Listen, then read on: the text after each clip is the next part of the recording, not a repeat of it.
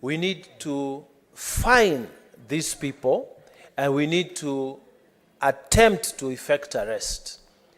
Madam Speaker, when we talk about fining, the enhancement to 2 million is not sufficient. Madam Speaker, I would propose, and I know the figure has been given here, a figure of 5 million, but I know that if we made it to 10 million, we say just up to 10 million, so the committee can decide what is reasonable in between. If we say up to 10 million, Madam Speaker, it will enhance the seriousness of this matter. Madam Speaker, I remember when we fined the Dr. Johansen, only 500,000, he appeared and explained that it was not me. I didn't refuse to come to the committee. It was my minister who told me not to come. And Madam Speaker, we were able to then, having listened to his plea and, having been a very, very cooperative person all along, we decided to lift that. But Madam Speaker, I'm trying to drive at one point. I'm saying the amendment must be clear, not just to enhance the fine, but it has to be very clear that it is personal to the witness, so that the gravity of the thing, of the whole process is captured. Why I say so is because the amendment that is proposed in this bill says that the fine is a civil debt recoverable under summary procedure. That's what Honorable Sosi has said. And I think the sponsor of the bill needs to look at it afresh so that it is specific to the witness and it's not recoverable as a civil debt, just open like that, but recoverable from that particular witness as a debt. So that if it's a government officer, it should go even further to give power, and I hope Honorable Sosi will capture this, or if it comes at the third stage, we work with him to make it such that there is direct power ordered to attach the salaries of any officer who has been found guilty of failing to follow the instructions of the committee or of the House. So that, Madam Speaker, if we are talking about a governor and a fine of 10 million has been put, a fine of 5 million, a fine of whatever amount has been put, then there should be another provision that allows the attachment of the salary, and it should be within a certain period of time so that the gravity of this issue is captured. So on the question of fine, I think, Madam Speaker, there could be deeper thought around that whole thing so that we enhance the powers of this Senate and of the National Assembly in this act. So I fully agree with those proposals, but maybe we can enrich it. When we sit down with the Honorable Senator, we can enrich it so that we think the whole process should be such that there are no loopholes, there are no legal loopholes to allow for escape of a person who refuses to honor the summons of this House. Madam Speaker, on the question of arrest, there are two forms of arrest, and they are provided for by the Criminal Procedure Code, Cap 75 of the laws of Kenya, and the Police Act, Section 58 of the Police Act. Madam Speaker, we must agree that the powers of arrest under our Constitution are mainly powers of police. So every time we are making proposals around the powers of arrest, the police must be involved. And Madam Speaker, there is provision in the Criminal Procedure Code, Act 75 of the laws of Kenya, that allows a private citizen to effect arrest. But what does he do with that arrest? Madam Speaker, the law itself says as soon as you arrest that person, you hand him over to the police. So again, it emphasizes the powers of arrest are within the police service. So, Madam Speaker, again, we need to put some deeper thought. My classmate and colleague, the Honorable Senator for Nyamira, he said that even court bailiffs can arrest you after a process of civil litigation. Correct. But the practicality of it, the court bailiff never goes to arrest a civil debtor without going to the police station nearby there. In fact, as a matter of fact, they always carry a police person, because the police are the only ones who are allowed to carry with them guns. So if you're going to arrest a civil debtor and you find he's an armed person and you are a court bailiff without any form of arms, how will you effect the arrest? And Madam Speaker, we are talking about important government figures who are always guarded by security personnel. How do you send a person from Parliament to just go and arrest a person who is guarded by 5 or 6 administration police officers? So I think we need to give it a lot more thought how we are going to affect this arrest. And one proposal that I think makes sense is the one that Honorable Senator Mogeni has said, that maybe we could have a gazetted police station within the parliamentary precinct, but again, it should be subject to the direction of the Inspector General of Police. It cannot be by the Speaker, it cannot be under the direction of the clerk, it cannot be. We cannot set up a separate force. Madam Speaker, when you look at Article 40, it sets up the National Security Council in Kenya. And Article 40 has listed all the big guys in security. And Parliament does not feature there. None of the speakers sit there, Madam Speaker. It will not be possible for us to establish this as an independent force or service outside the direction of the Inspector General of Police.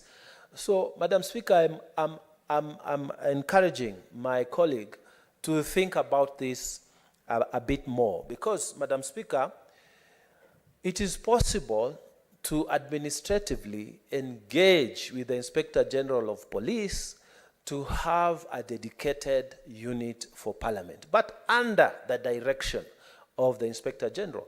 And Madam Speaker, even the diplomatic service, they have a unit that is dedicated to them, but under the direction of the Inspector General of Police. We must be careful when we come to issues that deal with arrest, the freedoms of citizens who are involved as accused persons and everything. We need trained people, and police, they go to school for this work. Not even the army, but the police officers. That's why they are given the powers of arrest. Now, if we say we are going to set up our own here, I have doubts about how we will do it. But administratively, I believe, Madam Speaker, it is possible to have a dedicated unit that will actually be used by this Parliament and parliamentary committees, both National Assembly and Senate, to effect process so that we make our work more effective. So, Madam Speaker, I believe that if we can have the fines properly enhanced and a proper process set out so clear that there are no legal loopholes, then we are making progress. And also, if we can have, either we go the way Senator Mogeni has proposed, that we gazette a police station here, or we administratively discuss with the IG in a formal way the issues we are raising here, and a justification for us to get our summonses and our warrants of arrest effected without delay within the Republic of Kenya, then we are making a practical suggestion. But, Madam Speaker, to say that we are taking on independent police powers upon ourselves, I think we are going into a gray area there. and it will end up, bringing issues about how do we command that, how the command issues of policing, and whether it is in fact within the Constitution. So, Madam Speaker, I think the safer way is for Parliament as an institution to engage so that our summonses, our directions, our invitations, our arrest warrants, if we are given those powers like it is of the High Court, are effected. There's a dedicated desk, a dedicated unit, so that we don't have delays. Madam Speaker, if we go that way, I think this bill is going to see the light of day faster, and it is something that we can do without much delay. But if we go the way of establishing an independent parliamentary police service, I think we are going into a very gray area, and we will meet a lot of resistance. And most likely, Mr. Speaker, we might end up in the Constitutional Court again after we have done all this work. And then it's not what we want to do. So I fully support the thinking and the intentions behind this, but we need to do some more work so that we can produce well thought out legislation that will not have encumbrances going forward. I want to thank you, Madam Speaker, for giving me the opportunity to address you. Thank you. Senator Sigay.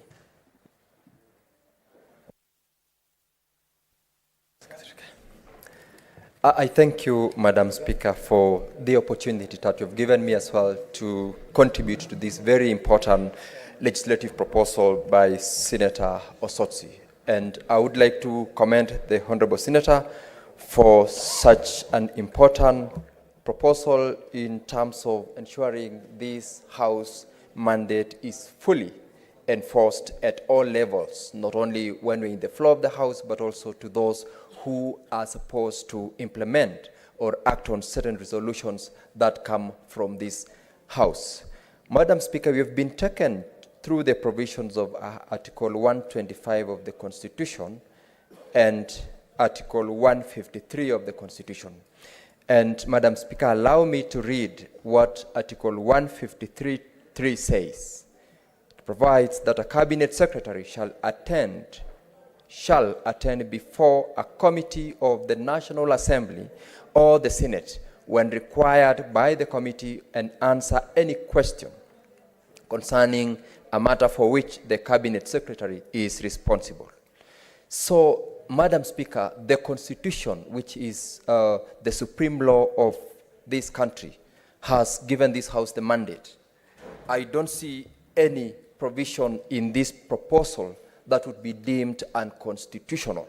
And therefore, when we seek to provide a mechanism within which we can implement the mandate of this House, nobody under the same law will deem it unconstitutional, because what this legislation is seeking to provide for is how do we enforce and implement the provisions of Article 153 that requires the Honorable Cabinet Secretaries and other state officers in commissions to appear before the committees of this House and answer to concerns the way they are required to file their annual reports as and when Parliament requires them to do. So Honorable Sotsi has had a thought through this process, and I believe in panel beating a bit of the provisions that this particular legislation provides, we shall come up with a legislation that will enhance and support this House in implementing its mandate as provided for by the Constitution. Madam Speaker, under the provisions of Section 18 that is seeking to amend by introducing timelines for purposes of allowing the clerk of this House to process summons, the period of 7 days is, in my opinion, sufficient enough to facilitate preparation and submission of notices by the clerk. This timeline is in itself critical for purposes of ensuring that fair hearing is accorded to whoever is summoned. Similarly, the proposal under Section 18(5)(a) and Section 18.5b. 18.5a provides for 7 days for the person who's been summoned to appear. And 5b, this is the one with which the Honorable Senator Chergat said can be amended, and I wish he was in the House, because the proposal grants the House or the committee, in this case, time shorter than the 7-day period where there is need for immediate appearance by such a person who has been summoned. This, Madam Speaker, is accommodating the concerns where there are incidences where we will need a cabinet secretary to appear before 7-day period lapses, as provided for by the proposed subsection 5A under section 18. And I support that provision because of two things. One, it gives the House or the committee sufficient time to process whatever they require to be responded to, and also the clerk to ensure that that is properly availed to the person who's been summoned. And two, it gives the opportunity to the person who's been summoned to prepare so that questions as regards fair hearing as provided for by Article 50 is provided for and is also protected, so that the person who is being summoned is given time to prepare, to process, and also to protect their rights if there will be such an infringement. Madam Speaker, under the proposed amendment to Section 19, Section 19 is where there is a proposal to amend the fine payable from Kenya shillings 500,000 to Kenya shillings 2 million. I support this proposition, Madam Speaker, for two reasons. One, the reason as to why there are certain reluctant persons once they are summoned to appear is because, as we've been told, in some committees, they have been asking, we would like to have your pay bill because it is so much small amount of money that they can as well just pay and avoid appearing. Enhancing this amount will definitely be punitive enough to ensure that 2 million is something that cannot just be paid as pocket change. Secondly, it will also act as deterrent, because the more you are asked to pay such an amount of money, especially where the law provides that that should be out of personal resources, this will deter them and it will enhance their desire to appear before the committee and respond to the issues. I therefore, Madam Speaker, support the proposal to ensure that this amount is enhanced from Kenya shillings 500,000 to 2 million Kenya shillings. Madam Speaker, the proposal under Section 19C 2A, where this amount of fine that has been enhanced is to be recovered as a civil debt. I wish the Honorable Senator Otsotsi would now provide, because when you look at the act he's made reference to, Debt Summary Recovery Act, it requires that before the same is enforced, a complaint is lodged. So you may consider to enhance, or rather to amend that particular subsection to ensure that the person who will be lodging a complaint is either the clerk of the House, so that, or any particular person, so that it becomes recoverable as a civil debt.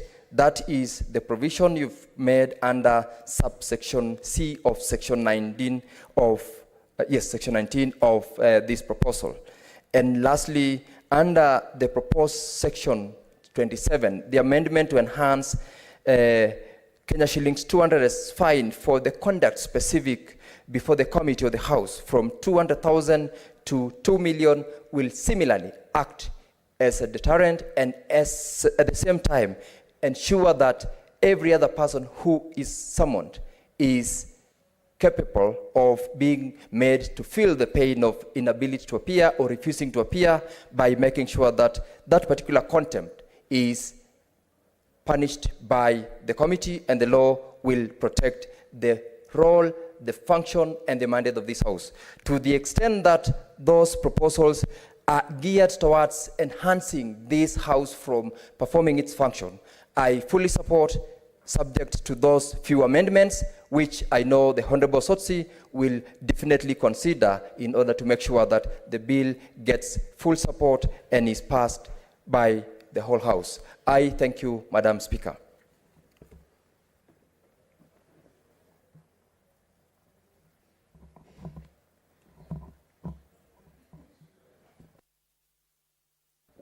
Senator Dulo. Thank you, Madam Speaker. Madam Speaker, I stand to support this amendment. And I wish to congratulate Senator.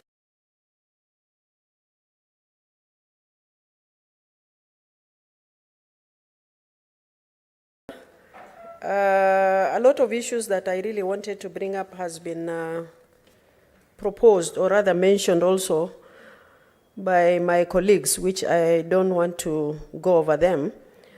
Madam Speaker, on the issues of IG, I remember we had 2 instances where 2 governors were supposed to be arrested. But unfortunately, IG failed this house. And as a house, we must have a fallback in the event that IG refuses to arrest the witnesses.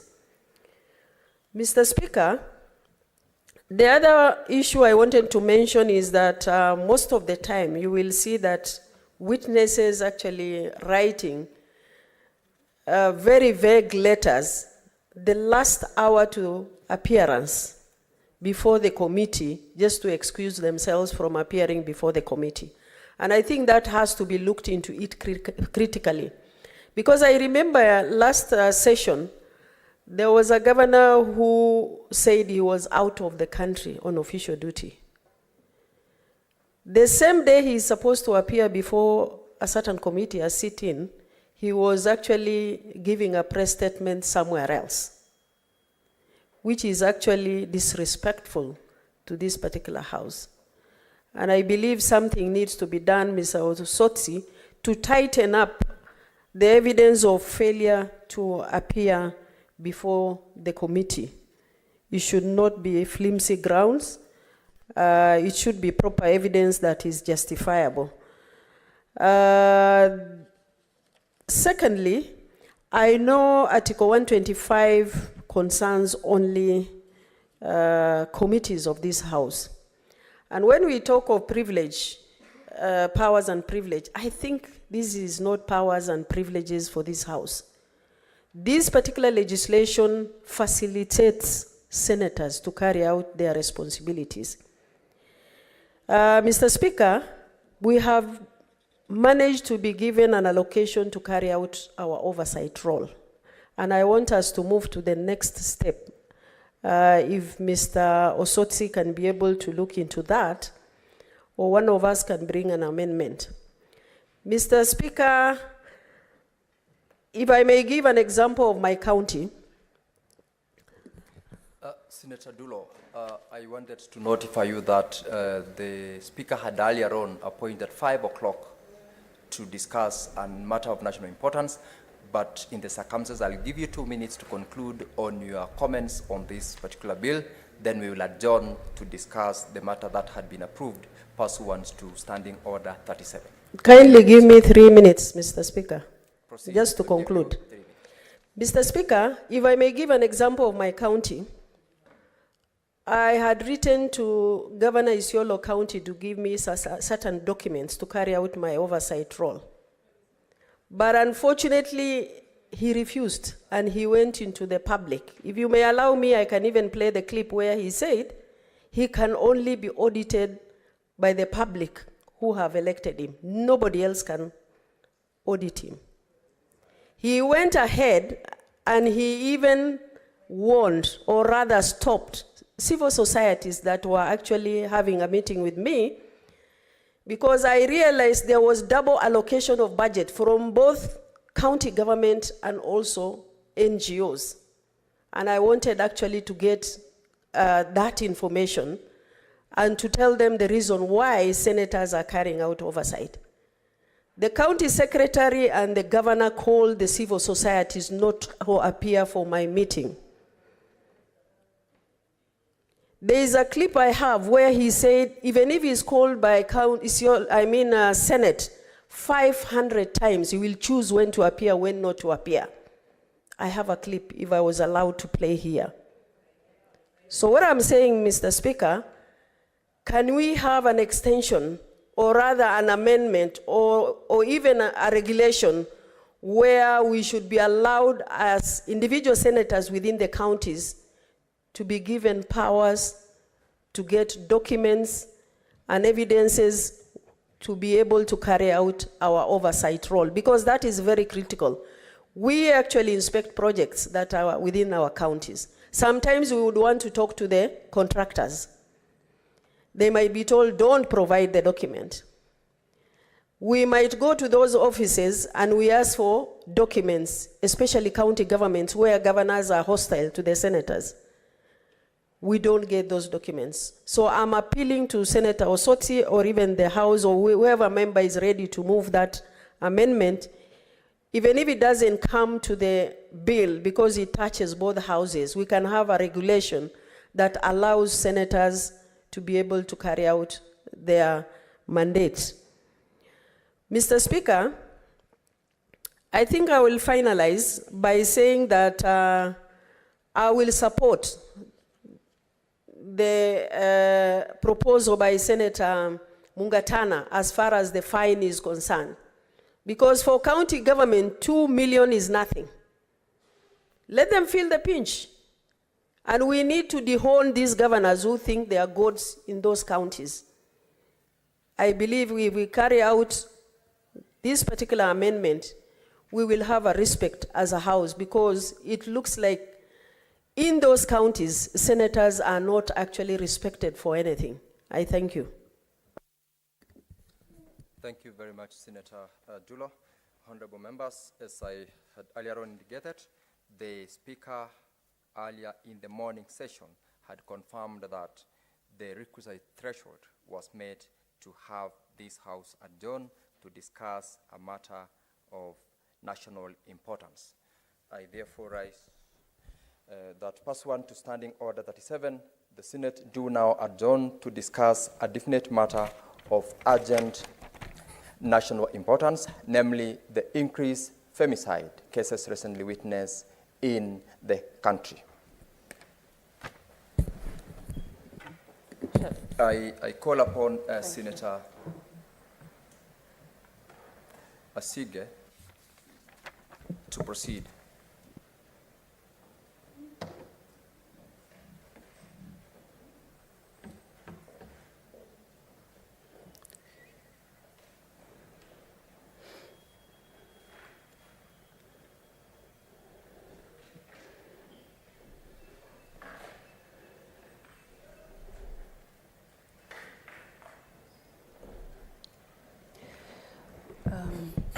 Okay. Thank you, Speaker.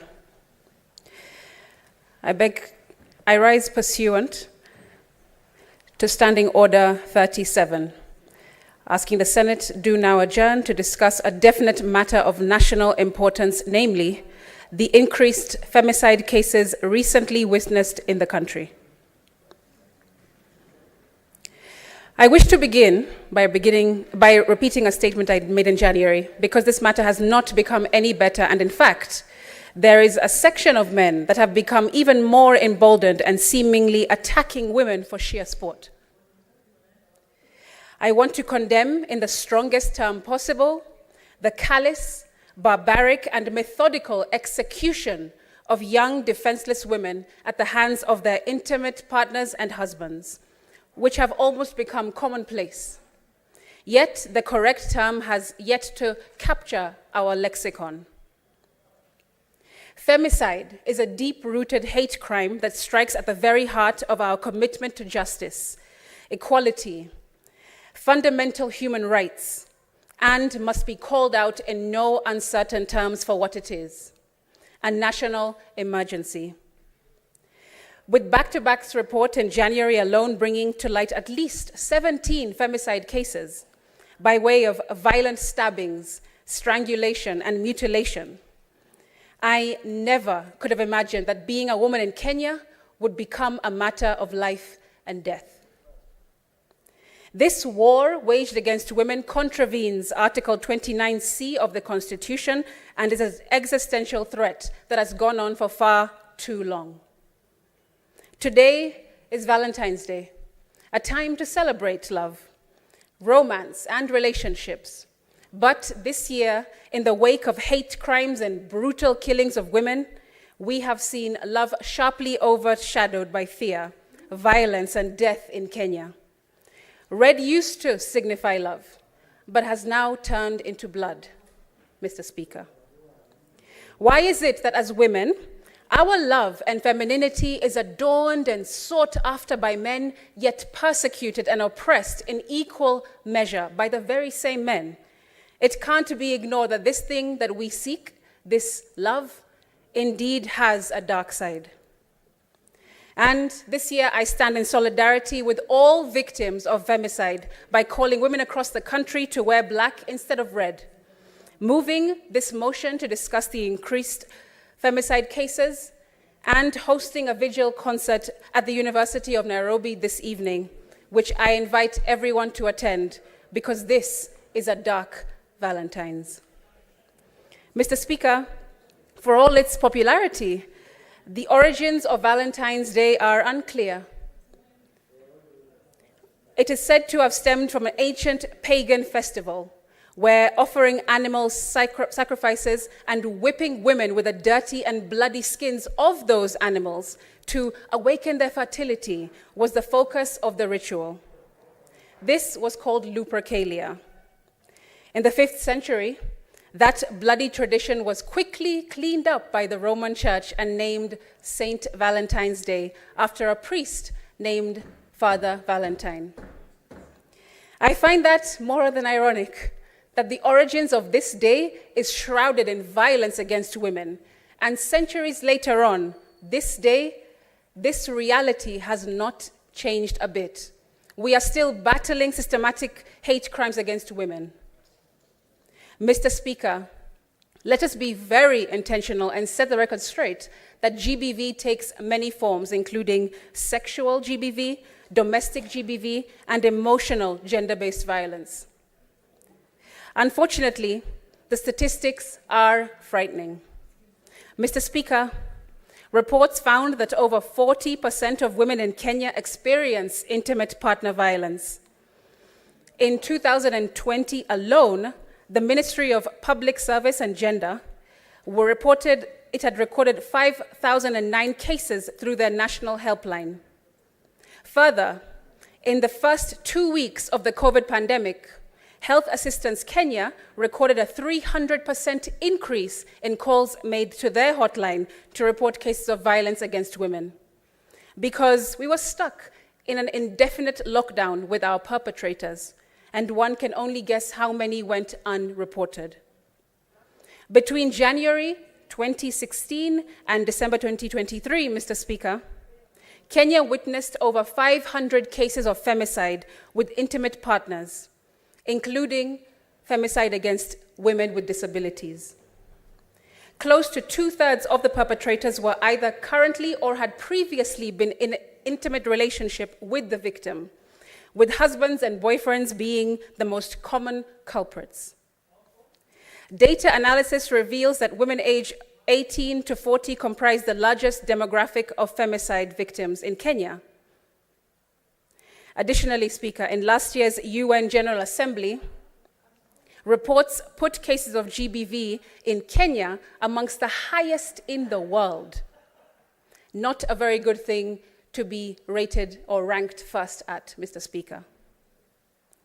Throughout January and February, the nation has been seized by case after case of brutal murders of women under different scenarios, right off the heels of at least 10 cases of femicide reported in 2023. This is an alarming and distressing trend that shows the ugly underbelly of our nation and underscores the dangers that women face every single day. Even more alarming is the fact that recent events are neither novel nor isolated. We still remember the deaths of Ivy Wangeshi, a medical student who was hacked to death in broad daylight. Sharon Otieno, the young mother and student who was gang raped and then stabbed while 7 months pregnant. Elizabeth Ekaru, a head of state commendation recipient for her exemplary work as a human rights defender, who was attending a burial when she was lured away by a man who stabbed her severally to death. Agnes Tirop, a world recording holding athlete who was murdered by her husband only a few days after she turned 26-year-old by her husband. Agnes Wanjiru, a young lady murdered by British soldiers from the British Army Training Unit, Kenya, Batuk, in Nanyuki, whose leaked WhatsApp group is alleged to show them further mocking their death. These women are only representative of countless women who have lost their lives, Mr. Speaker, to violence by men over the years, right under our noses. The trend is that these cases capture the imagination of the nation for a few days, then slowly fade away, with most perpetrators not being apprehended, charged, or prosecuted at all. The legal processes found that once a perpetrator has been arrested and brought to court, it takes an average of 1,900 days for a case to be concluded and the suspect to be sentenced. That's over 5 years.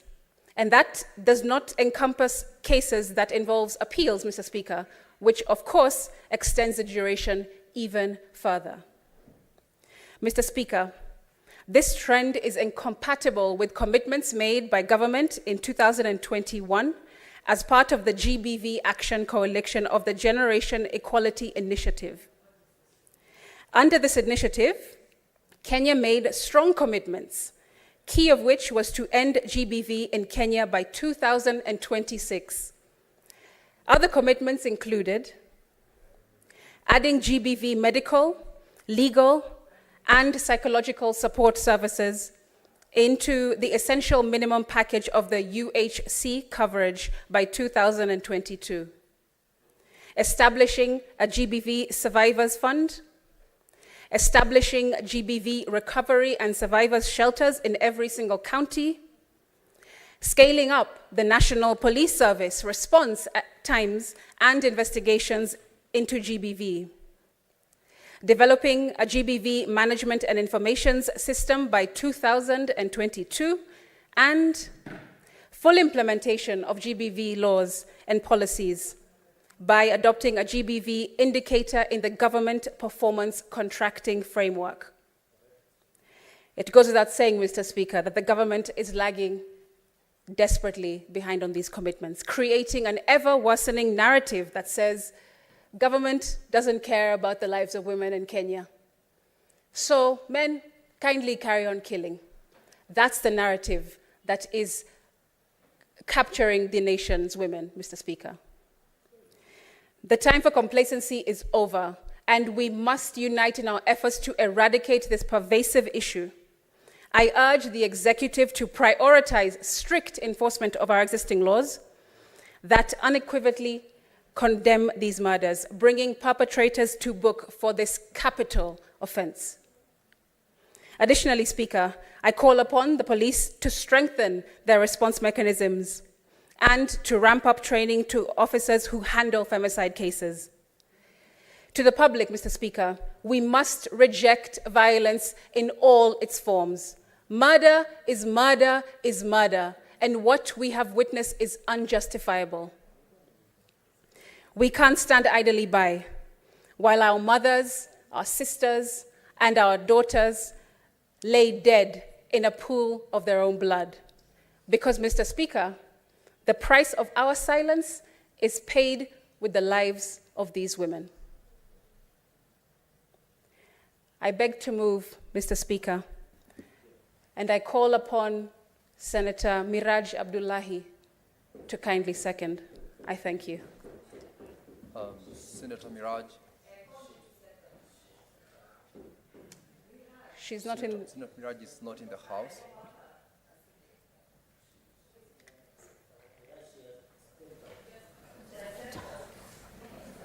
Thank you, Speaker. Instead, I'll call upon Senator Gloria Oroba to second.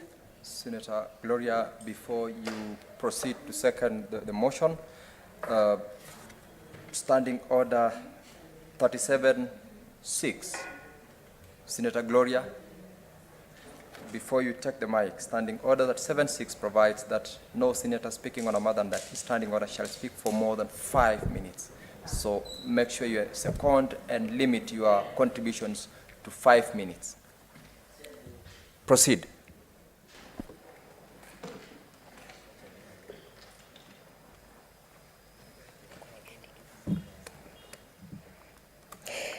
Thank you, Mr. Speaker, for giving me this opportunity to second Senator Crystal Asige's motion that is actually coming in very late, Mr. Speaker.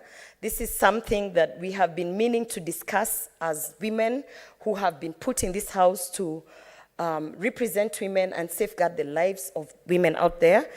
And it was just unfortunate that we were in recess.